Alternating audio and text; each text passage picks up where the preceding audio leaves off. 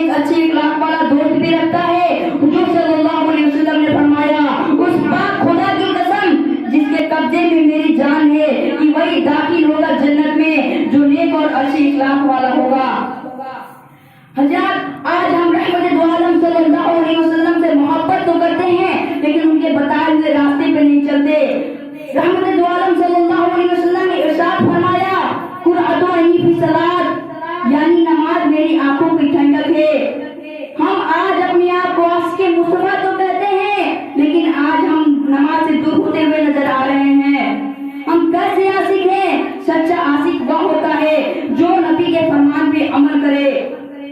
حدیث پاک میں سرکار نے ارشاد فرمایا نماز میری آنکھوں کی ٹھنڈک ہے۔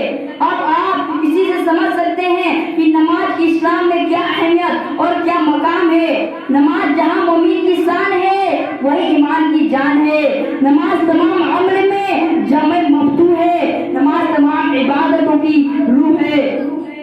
کل میدان حشر میں سب سے پہلے ہم سے اور آپ سے کوئی سوال پوچھا جائے گا، یہی پوچھا جائے گا کہ اے بندے یہ بتا کہ تو نماز پڑھتا تھا یا نہیں۔ وہ نماز جس کو میرے نبی نے پڑھی اور پڑھ کر بتائی اور تمہارے لیے معراج بنائی، تو آپ کیا جواب دیجیے گا؟ حضرات اسی طرح ایک روایت میں یہ بھی آیا ہے کہ نماز رضائے الہی کا سبب ہے، نماز شفاعت کرنے والی ہے، نماز فرشتوں کی محبوب چیزیں ہیں، نماز انبیاء علیہ السلام کی سنت ہے، نماز برکت رزق ہے، نماز ایمان کی جڑ ہے، نماز بدن کی راحت ہے، نماز بدن کی راحت ہے، نماز قبر کی چراغ ہے، نماز جنت کی کنجی ہے۔ نماز is glory of believer and life of iman. نماز is life in dark tomb. نماز is a nur for a Muslim. نماز is a precious gift for a Muslim by Allah. نماز is a good exercise for our health. نماز is mirad of mu'min. نماز is a conversation between Allah and belief servant. حضرات اسی طرح حدیث پاک میں یہ بھی آیا ہے کہ حضرت ابو ہریرہ رضی اللہ تعالیٰ عنہ جو صحابی رسول ہیں یہ فرماتے ہیں کہ ایک مرتبہ حضور صلی اللہ علیہ وسلم نے ارشاد فرمایا کہ بتاؤ تم میں سے کسی کے دروازے پہ نہ جاری ہو اور اس میں روزانہ 5 مرتبہ غسل کرتا ہو تو کیا اس کے بدن میں کچھ بال باقی رہیں گے؟ صحابہ کرام نے عرض کیا نہیں یا رسول اللہ۔ حضور صلی اللہ علیہ وسلم نے ارشاد فرمایا بس یہی کیفیت ہے 5 نمازوں کی، اللہ تعالیٰ ان کے گناہوں کو مٹا دیتا ہے۔